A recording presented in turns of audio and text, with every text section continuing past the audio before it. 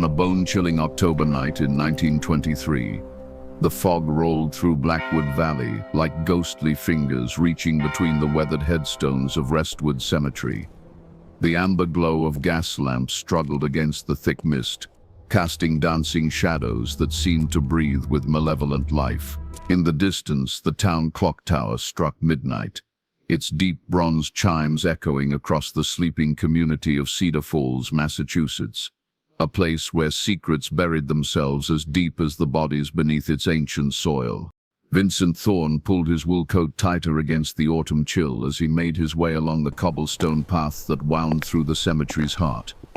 At 34, Vincent possessed the lean, weathered frame of a man who had spent years working with his hands in all manner of weather. His dark hair, perpetually disheveled from long hours under the sun and moon, caught the lamplight as he walked with the quiet confidence of someone who knew every inch of these hallowed grounds. For 7 years, Vincent had served as Restwood Cemetery's primary gravedigger, a position that had come to him during the darkest period of his life. After losing his wife Margaret to the influenza pandemic of 1918, he had found solace in the quiet, methodical work of preparing final resting places for the departed. The job paid little, but it provided him with a small cottage on the cemetery grounds, and more importantly, the solitude he craved to process his grief. Tonight, however, Vincent carried more than his usual burden of loneliness. Hidden beneath his coat was a leather satchel containing items that would have shocked the good citizens of Cedar Falls. Items that spoke to a transformation that had been months in the making, born of desperation and a growing resentment toward the living who seemed to have so much while he struggled to afford even basic necessities. The wind whistled through the bare branches of the ancient oak trees that stood sentinel over the cemetery like silent witnesses to centuries of human sorrow. Vincent paused beside the ornate mausoleum of the wealthy Ashford family, its marble angels now seeming to watch him with accusatory eyes. He could feel his heart hammering against his ribs, the familiar mixture of excitement and guilt that had become his constant companion during these nocturnal activities. 3 months earlier, Vincent's life had taken a turn that even his grief-stricken mind could never have imagined. It had begun with the burial of Eleanor Ashford, the family matriarch who had died at the age of 78, surrounded by luxury that Vincent could scarcely comprehend. As he had lowered her mahogany casket into the earth, adorned with golden handles and lined with the finest silk, Vincent had noticed the glint of jewelry that the grieving family had insisted accompany their beloved mother into eternity. The seed of an idea had planted itself in Vincent's mind that day, an idea that grew stronger each time he returned to his meager cottage, surrounded by unpaid bills and empty cupboards. Why should such valuable items remain buried in the earth, serving no purpose, when living people struggled to survive? The dead, after all, had no use for earthly possessions, and the wealthy families of Cedar Falls had more riches than they could spend in several lifetimes. Vincent's first transgression had been almost accidental. While resodding the area around Eleanor Ashford's gravesite 2 weeks after her burial, his shovel had struck something hard beneath the surface. Upon investigation, he discovered that the casket had shifted slightly due to settling soil, causing one corner to protrude just enough to create a small gap. Through this gap, Vincent could see the gleam of Eleanor's diamond wedding ring, which had somehow slipped from her finger during the burial process. The internal struggle that followed lasted nearly an hour. Vincent sat beside the grave, staring at the diamond that caught and reflected the afternoon sunlight like a small star trapped in darkness. His rational mind told him to replace the soil and walk away, but his practical side whispered seductive arguments about his overdue rent and the growing hole in his winter boots. In the end, practicality won. With trembling hands, Vincent had retrieved the ring and carefully concealed all evidence of his discovery. The sale of Eleanor's ring to a discreet jeweler in the neighboring town of Millfield had provided Vincent with more money than he had seen in years. For the first time since Margaret's death, he had been able to purchase quality food, repair his cottage, and even set aside a small emergency fund. The relief was intoxicating, but it came with an unexpected side effect, an insatiable hunger for more. The transformation from desperate man to methodical criminal had been gradual but inexorable. Vincent began studying the burial practices of Cedar Falls' wealthier families, noting which funerals featured the most elaborate caskets and which grieving relatives spoke openly about the precious items they intended to bury with their loved ones. He developed a system of careful observation, waiting several weeks after each burial before making his move to ensure that the fresh graves had settled and that family members were less likely to visit. His techniques grew increasingly sophisticated. Vincent learned to work during the darkest hours of the night, using specially modified tools that allowed him to excavate with minimal noise and disruption. He studied the soil composition of different areas within the cemetery, identifying locations where his work would be less likely to leave obvious traces. Most importantly, he developed an almost supernatural ability to sense when he was being watched, a skill that had kept him undetected despite months of increasingly bold activities. Tonight's target was the recently interred body of Cornelius Blackwood, a prominent local banker who had died of a heart attack 3 weeks prior. Vincent had been present for the burial, ostensibly to ensure proper soil coverage, but actually to observe the magnificent gold pocket watch that Blackwood's son had tearfully placed in his father's hands before the casket was closed. The watch, a family heirloom passed down through 3 generations, was rumored to be worth more than Vincent earned in 2 years. As Vincent approached Blackwood's gravesite, he noticed something that made him pause. Fresh flowers had been placed on the grave, roses that couldn't have been there more than a day or two based on their condition. This was unusual, as the Blackwood family typically visited only on Sundays, and today was Thursday. Vincent's heightened senses, developed through months of illicit activity, began sending warning signals through his nervous system. He crouched behind a nearby headstone and studied the surrounding area with the methodical attention of a hunter stalking prey.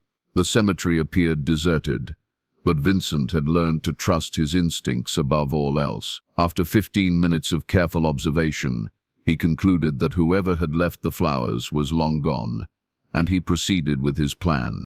Vincent's excavation technique had been perfected through months of practice. Rather than fully exhuming the casket, he would dig down at the head of the grave until he could access the upper portion of the burial container. This method required less time, created less disturbance, and allowed him to complete his work in under 2 hours. Tonight, as his shovel bit into the soft earth above Cornelius Blackwood's eternal resting place, Vincent felt the familiar surge of adrenaline that had become addictive. The work proceeded smoothly until Vincent's shovel struck the casket's polished surface. As he carefully cleared away the remaining soil and lifted the heavy lid, he was greeted by the sight of Cornelius Blackwood's peaceful face, pale and waxy in the moonlight. The banker's hands were folded across his chest, and there, gleaming like a golden sun against the dark fabric of his burial suit, was the magnificent pocket watch. Vincent reached into the casket with steady hands, carefully extracting the timepiece without disturbing the body's positioning. The watch was even more beautiful than he had remembered, its surface engraved with intricate patterns that spoke to the skill of master craftsmen. As he held it up to catch the moonlight, Vincent felt a moment of genuine appreciation for the artistry before practical considerations reasserted themselves. It was then that he heard the footsteps. The sound was soft but unmistakable, the careful tread of someone trying to move quietly across the cemetery's gravel paths. Vincent's blood turned to ice as he realized his worst fear was materializing. Someone was approaching, and he was trapped in a partially excavated grave, with stolen goods in his possession. Vincent's mind raced through his options. The footsteps were still distant, giving him perhaps 2 minutes before discovery. He could attempt to flee, but running would almost certainly result in his identification and capture. His only chance was to complete the restoration of the gravesite and hope that whoever was approaching would pass by without noticing the disturbance. Working with desperate efficiency, Vincent replaced the casket lid and began shoveling soil back into the excavation. His hands moved with mechanical precision, but his ears remained focused on the approaching footsteps, which seemed to be growing closer with agonizing inevitability. Sweat poured down his face despite the cool night air, and his heart hammered so loudly that he was certain it could be heard throughout the cemetery. The footsteps stopped. Vincent froze, his shovel suspended in mid-air, afraid that even the slightest movement might betray his location. For what felt like an eternity, the cemetery was silent, except for the whisper of wind through the trees and the distant sound of the town clock, preparing to chime the half-hour. Then, just as Vincent began to hope that the intruder had moved on, he heard a voice that made his blood run cold. "Vincent Thorne, I know you're here." The voice belonged to Detective Raymond Paker, Cedar Falls' most tenacious investigator and a man whose reputation for solving seemingly impossible cases had spread throughout the region. Paker was known for his methodical approach to police work, his ability to notice details that others missed, and his absolute refusal to abandon a case until he had uncovered the truth. If Detective Paker was in the cemetery at this hour, it meant that Vincent's secret activities were no longer secret. Vincent remained motionless, clinging to the hope that perhaps Paker was bluffing, conducting a random patrol based on suspicion rather than concrete evidence. The detective's next words shattered that hope. "I've been watching you for 3 weeks, Vincent. I know about Eleanor Ashford's ring, about the Pemberton family's silver cross, and about at least 6 other graves you've disturbed. Tonight, I followed you here to catch you in the act. It's over." The game was up, but Vincent's survival instincts kicked in with surprising force. Instead of surrendering, he made a decision that would transform him from a mere grave robber into something far more dangerous. With lightning speed, Vincent hefted his shovel and charged toward the sound of Paker's voice, hoping to catch the detective off guard and create an opportunity for escape. The confrontation that followed was brief but violent. Detective Paker, despite his reputation for intellectual prowess, was no match for Vincent's desperate strength and familiarity with the cemetery's treacherous terrain. The two men struggled in the moonlight, their shadows dancing grotesquely among the headstones as Vincent sought to incapacitate his pursuer without committing an irreversible act. The struggle ended when Paker stumbled backward over a low headstone and struck his head against the marble edge of an adjacent monument. The detective's body went limp, and he collapsed to the ground in an unmoving heap. Vincent stood over him, breathing heavily, the shovel still clutched in his trembling hands. For several critical seconds, Vincent stared down at the unconscious detective, his mind grappling with the magnitude of what had just occurred. This was no longer about grave robbing or stolen jewelry. This was about assault on a police officer, possibly worse if Paker's injuries proved serious. Vincent knelt beside the detective and checked for signs of life, finding a weak but steady pulse that provided some relief but little comfort. The sound of approaching voices in the distance galvanized Vincent into action. Paker hadn't come alone. Backup officers were searching the cemetery, probably coordinating their efforts to trap Vincent in an inescapable net. With no time to spare, Vincent made another decision that would seal his fate as a fugitive. He gathered his tools, pocketed Blackwood's stolen watch, and disappeared into the fog-shrouded maze of monuments and mausoleums that he knew better than anyone alive. As Vincent melted into the shadows, his mind was already working on a plan. He couldn't return to his cottage, which would certainly be searched within hours. He couldn't remain in Cedar Falls, where every police officer would soon know his face. Most critically, he couldn't stay Vincent Thorne, gravedigger and respected member of the community. That man was dead as surely as any of the bodies buried beneath Restwood Cemetery's ancient soil. The transformation was complete.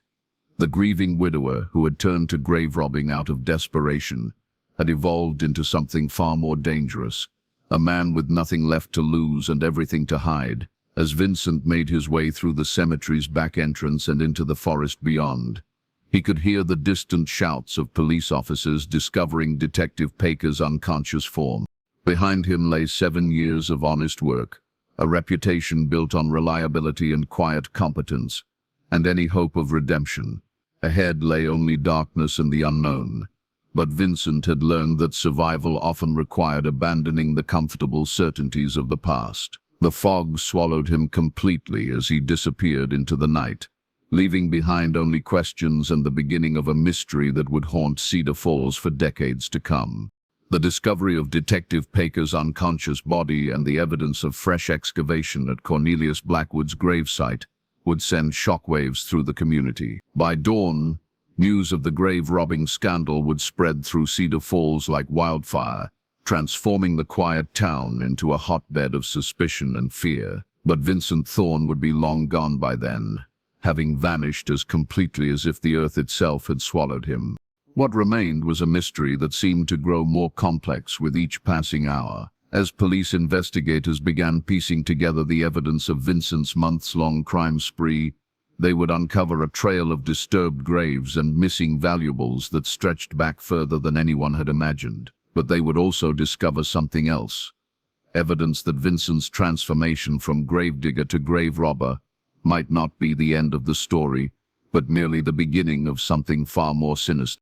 The fog that had concealed Vincent's escape also seemed to obscure the truth itself, leaving behind a web of questions that would challenge even the most experienced investigators.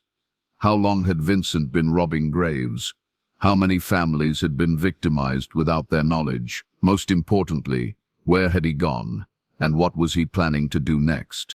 As the first light of dawn began to penetrate the dissipating fog, Detective Paker slowly regained consciousness, his head throbbing and his memory fragmentary.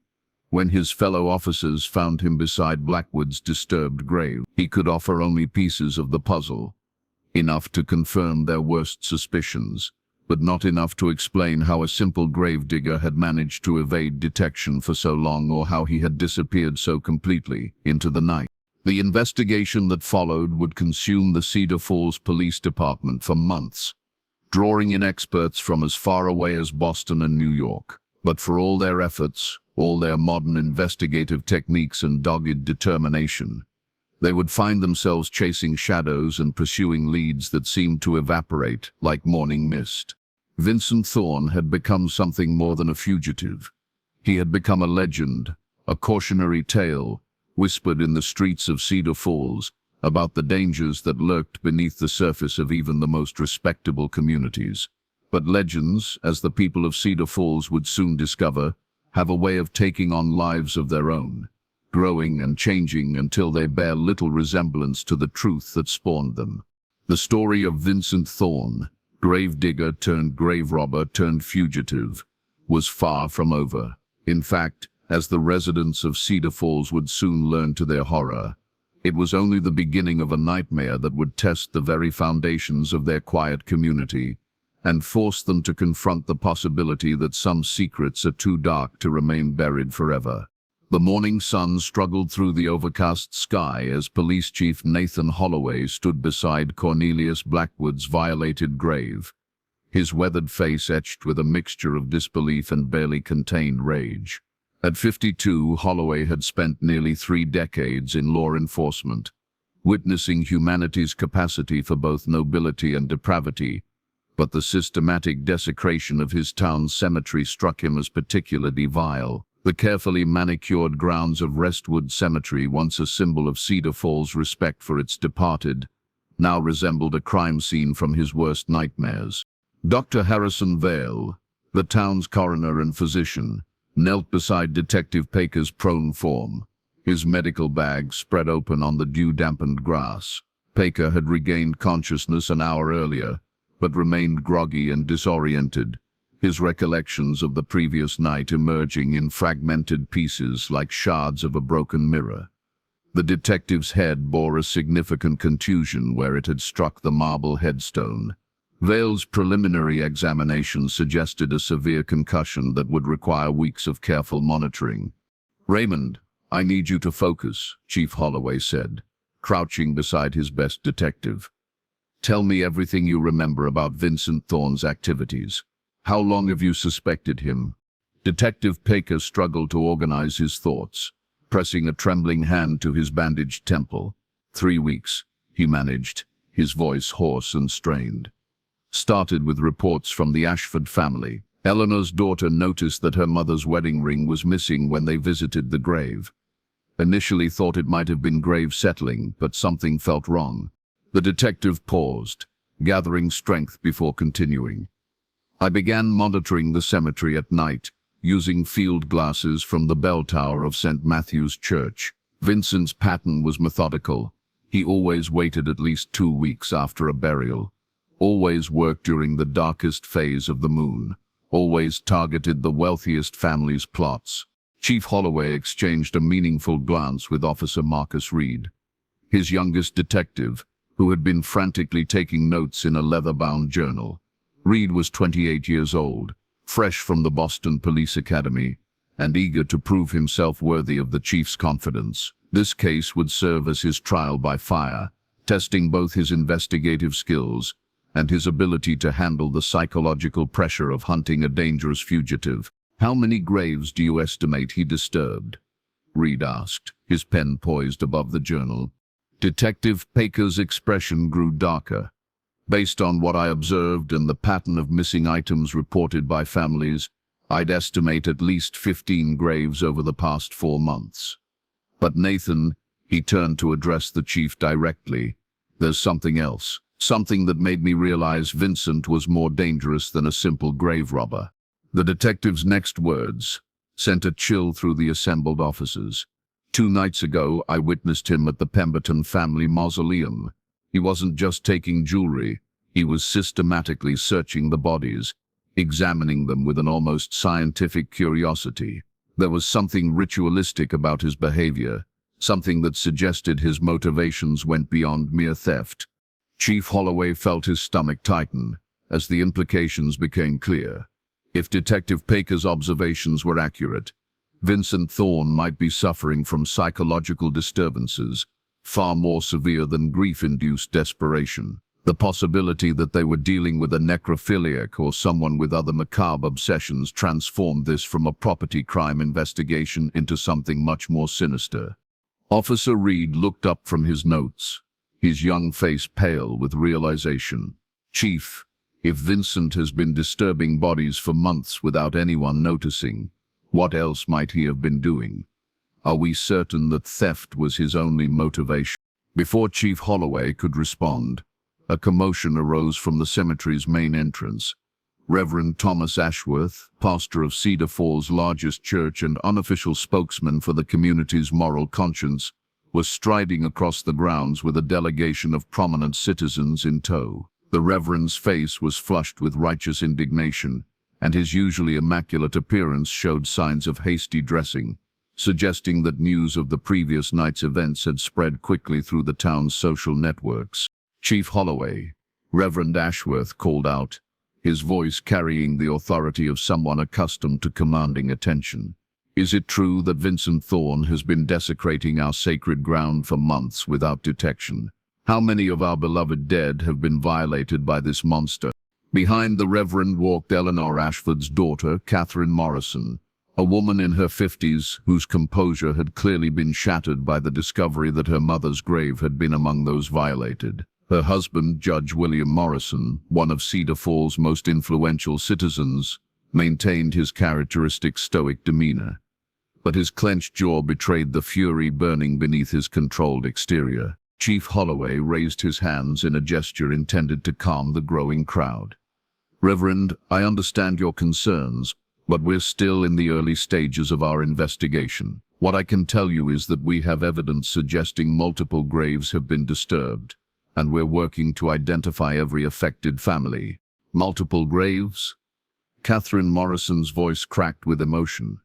"How many families will have to learn that their loved ones have been defiled by this madman? How many of us will have to endure the knowledge that our final goodbyes were meaningless because some grave robber saw our grief as an opportunity for profit?" The crowd's murmur grew louder and more agitated.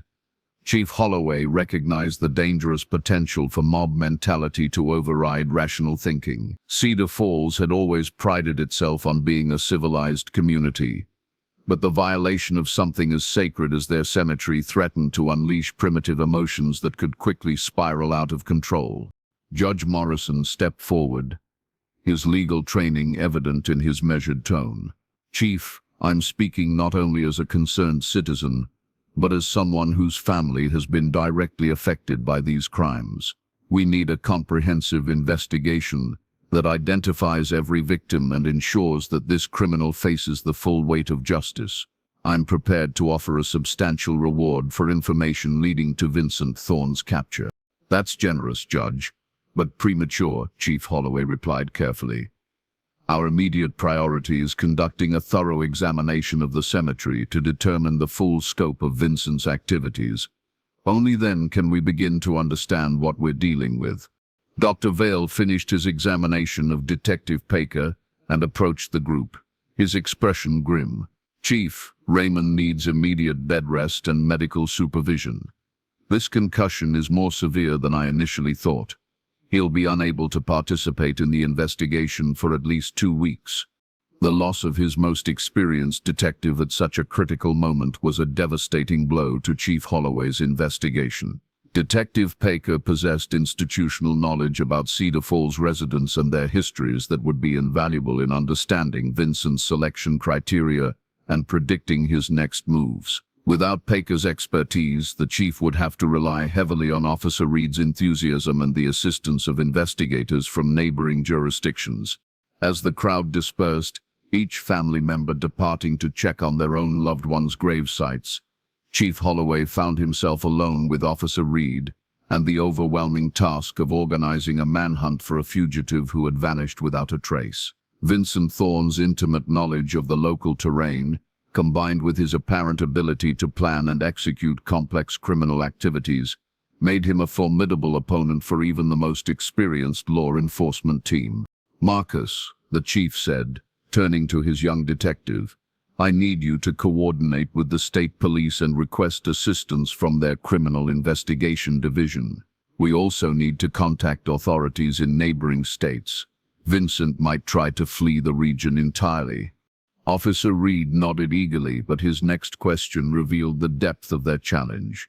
Chief, where do we even begin looking? Vincent could be anywhere within a 100-mile radius by now.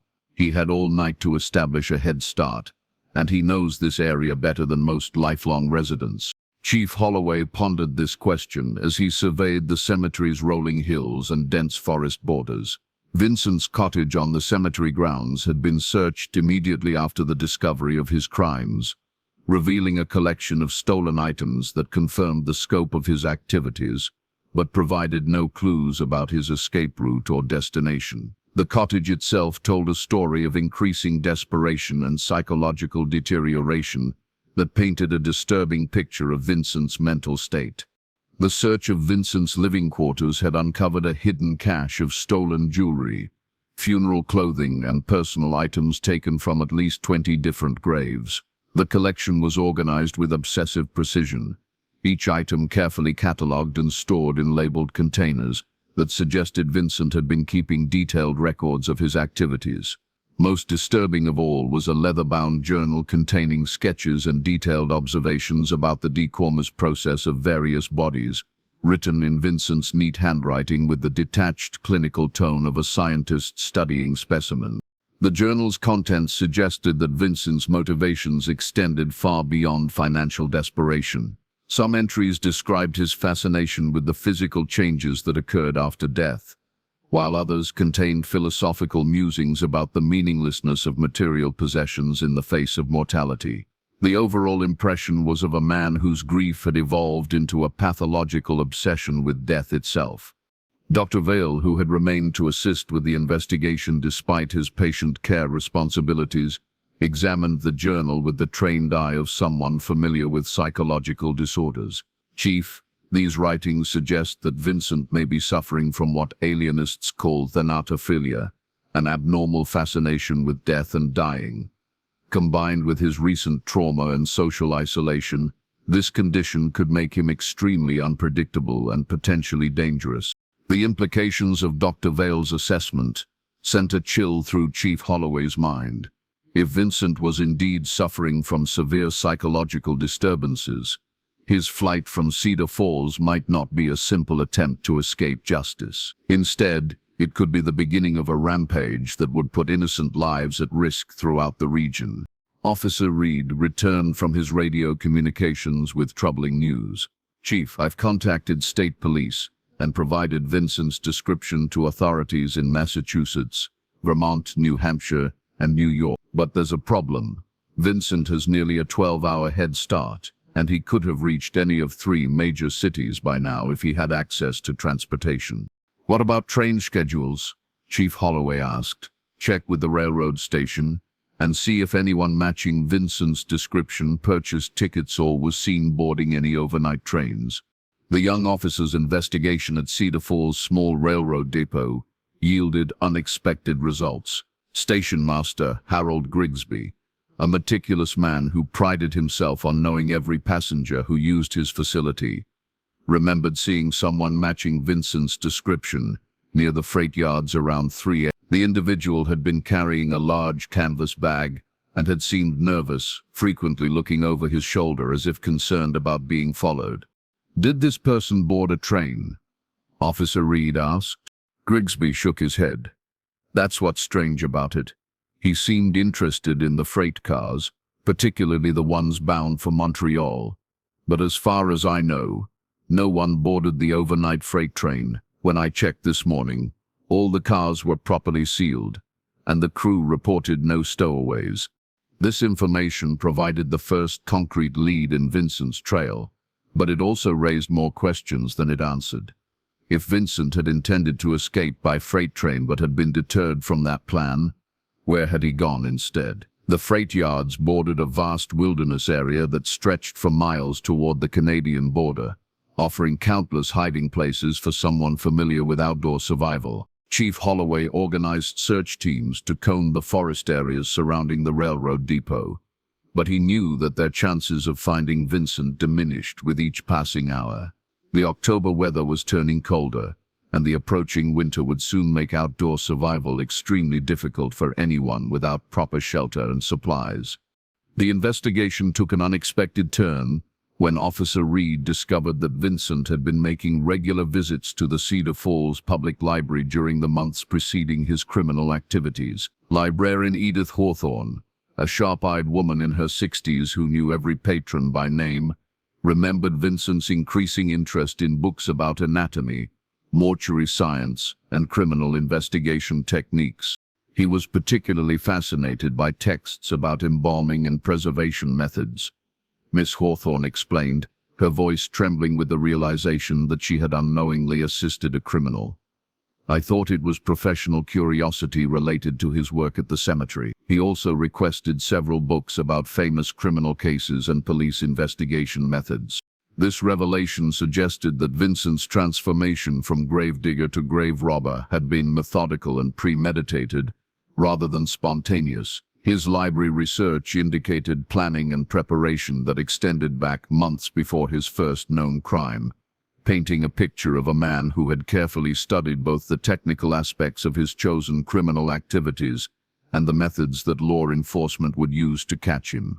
The scope of Vincent's preparation became even more apparent when Officer Reed discovered that he had been corresponding with medical schools and anatomical supply companies, inquiring about procedures for acquiring cadavers for educational purposes. While none of these institutions had actually provided Vincent with materials or information, the correspondence demonstrated a level of intellectual curiosity about death and decomposition that went far beyond normal grief processing.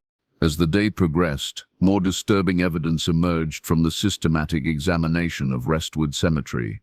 Groundskeeper Thomas Fletcher, who had worked alongside Vincent for several years, revealed that his colleague had become increasingly obsessed with the technical aspects of burial and decomposition. Fletcher described conversations in which Vincent had asked detailed questions about soil composition, drainage patterns, and the factors that affected the rate of bodily decay.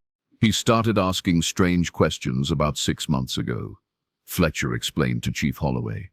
"Wanted to know which areas of the cemetery had the best preservation conditions, which burial methods were most effective at preventing decomposition. I thought he was just trying to do his job better, but looking back, it gives me the chills."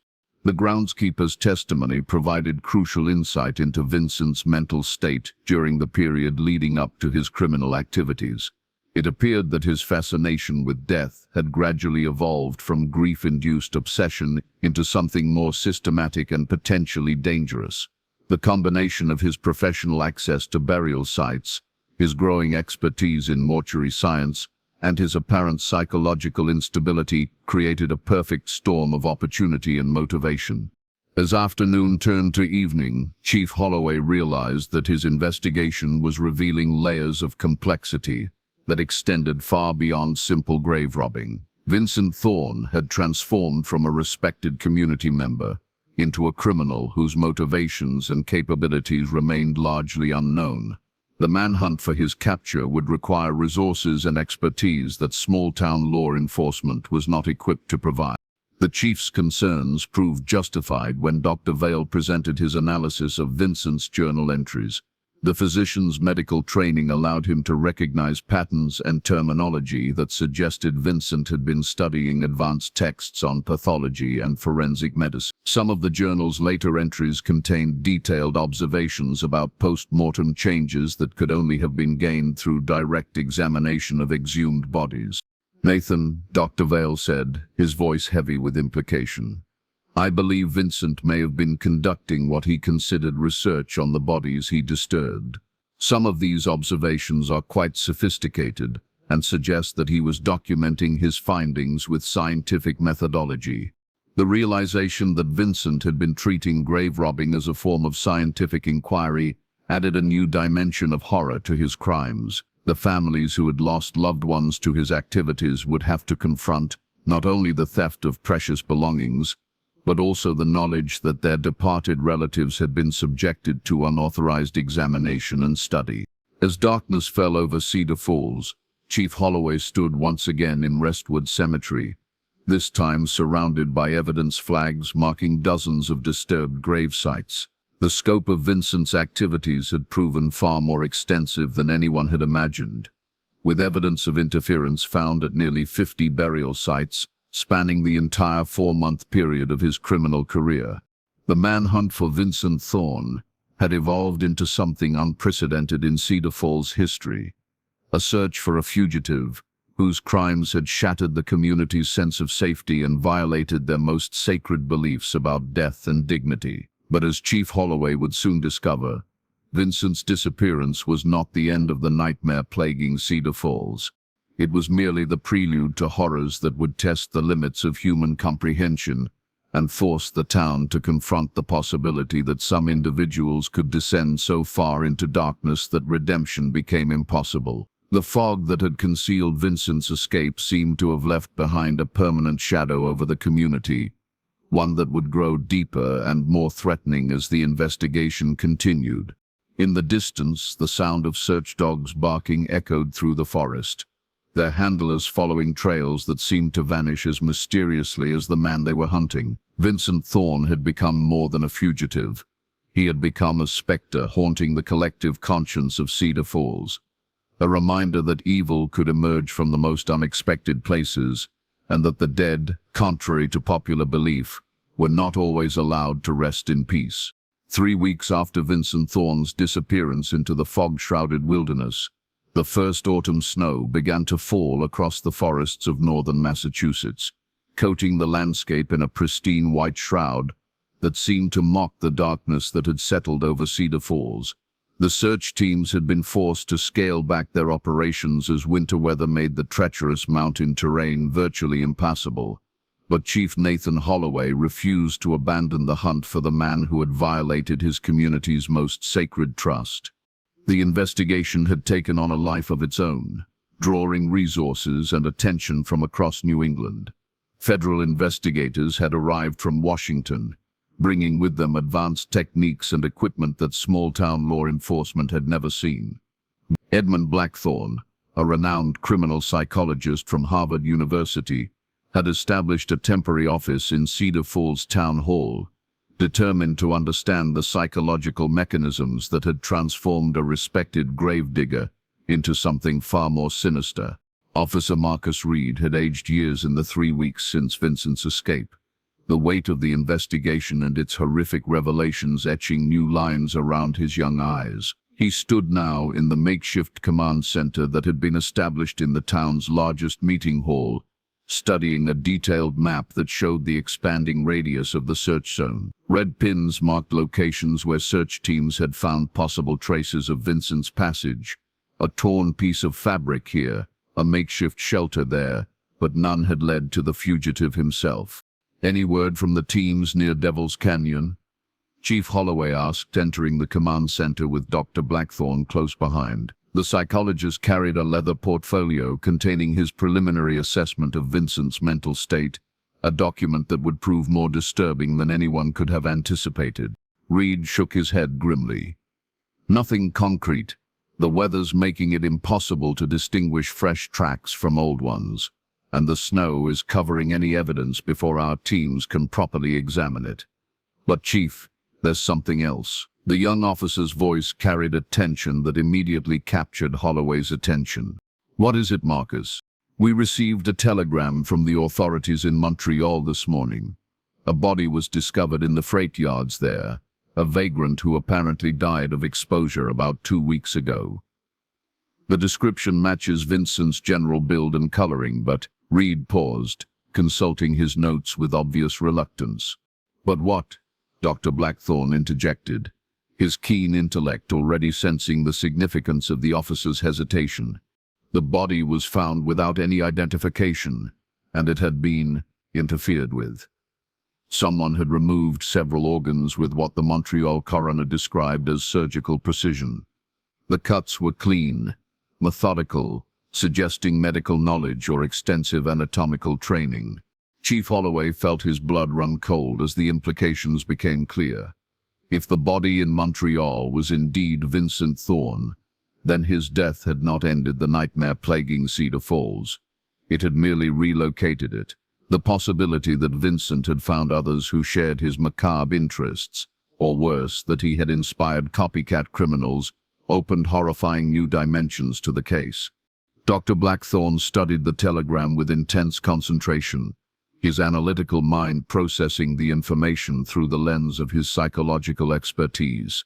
"Chief, I need to share my preliminary findings about Vincent's mental state. What we're dealing with here goes far beyond simple grave robbing or even necrophilia. Based on my analysis of his journal entries and the evidence collected from his cottage, I believe Vincent was suffering from a rare psychological condition that transformed his grief into something much more dangerous." The psychologist opened his portfolio and extracted several pages of handwritten notes. "Vincent's writings suggest that he had developed what I can only describe as a thanatological compulsion, an obsessive need to understand and control the process of death itself. His activities began as theft, but evolved into a form of primitive scientific research driven by psychological forces he couldn't comprehend or control."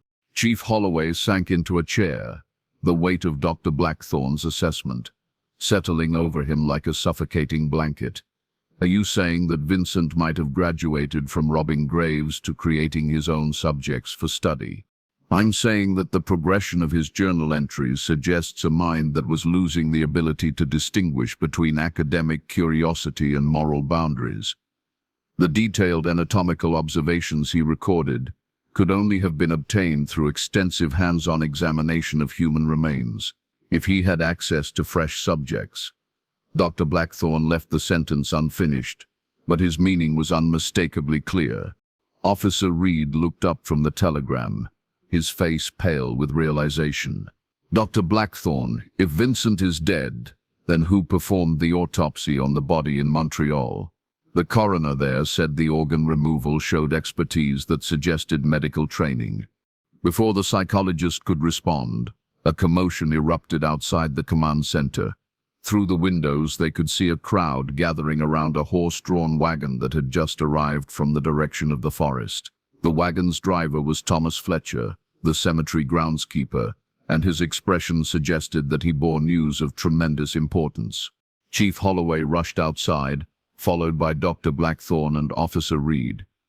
Fletcher climbed down from the wagon with obvious reluctance, his weathered face etched with a mixture of fear and revulsion. "Chief, you need to see what we found up in the old Mackenzie cabin," he said, his voice barely above a whisper. The Mackenzie cabin was an abandoned hunting lodge located deep in the forest, approximately 8 miles from Cedar Falls. Built decades earlier by a wealthy businessman who had since died, the structure had fallen into disrepair and was generally avoided by locals due to superstitions about the land being cursed. It was exactly the sort of isolated location where a fugitive might seek shelter. "What did you find, Thomas?" Chief Holloway asked, though he dreaded the answer.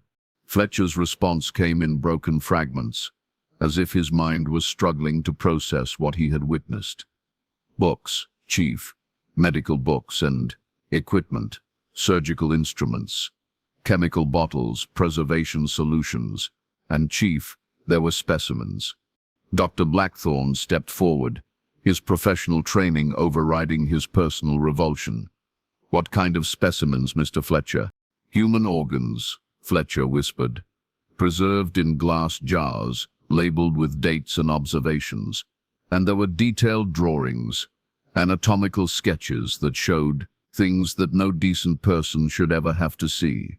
The revelation that Vincent had established some kind of makeshift laboratory in the abandoned cabin transformed the investigation once again. Chief Holloway immediately organized a team to examine the site, but he insisted that Dr. Blackthorne accompany them to provide psychological context for whatever horrors they might discover.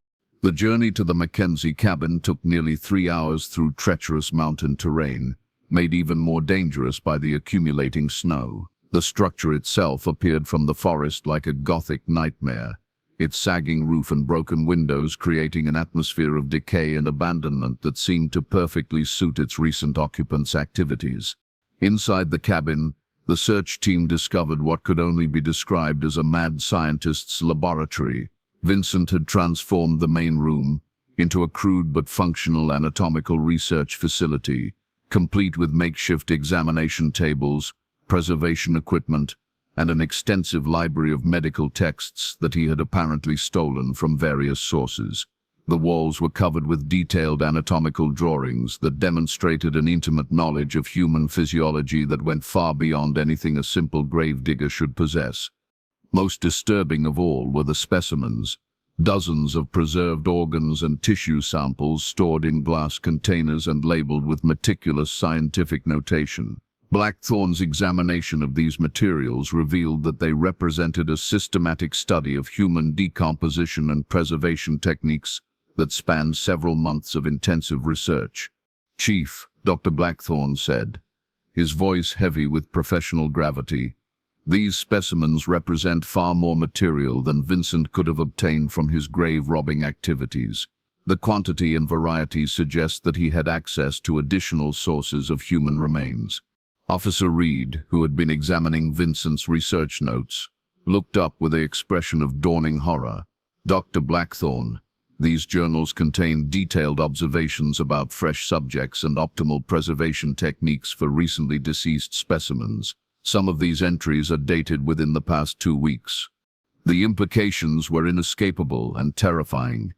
If Vincent had been conducting research on fresh human remains while hiding in the cabin, then his crimes had escalated far beyond grave robbing into territory that defied comprehension. The possibility that he had been killing people to obtain research materials transformed him from a disturbed grave robber into a serial killer whose motivations were rooted in scientific obsession rather than conventional criminal psychology.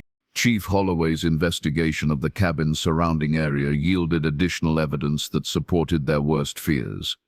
Partially concealed beneath a pile of leaves and debris, the search team discovered a shallow grave containing human remains that showed signs of surgical intervention. The body appeared to be that of a vagrant or transient, someone whose disappearance might not have been immediately noticed by the authorities.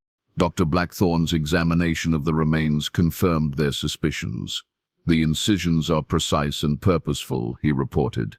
"This individual was subjected to what appears to be an autopsy or anatomical dissection performed by someone with considerable knowledge of human anatomy. The techniques used suggest that the person responsible had extensive experience with this type of procedure." The discovery of Vincent's laboratory and the evidence of murder transformed the manhunt into something unprecedented in the region's history. Federal authorities immediately expanded the investigation to include a search for additional victims, while local law enforcement worked to identify the remains found near the cabin. The breakthrough in the case came from an unexpected source. Martha Henley, the town's telegraph operator, approached Chief Holloway with information that she had initially dismissed as unimportant. 3 days earlier, she had received a coded telegraph message addressed to Thorne, with instructions for message pickup at the Cedar Falls station. "I thought it was strange because everyone knew Vincent had disappeared," Martha explained. "But the message came from Montreal, and the sender identified himself as Dr. R. Chambers. The message said something about specimens arriving as scheduled and laboratory preparations proceeding satisfactorily." The revelation that Vincent had been in communication with accomplices in Montreal cast the entire investigation in a new light. It suggested that his activities were part of a larger network of individuals engaged in illegal anatomical research, possibly connected to corrupt medical schools or private researchers operating outside the bounds of legitimate science. Dr. Blackthorne's analysis of this development proved prophetic.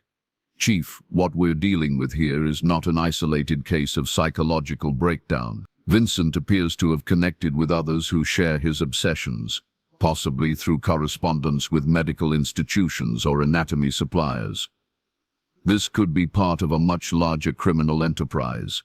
The investigation's focus shifted to tracking the network of contacts that Vincent had established during his months of research.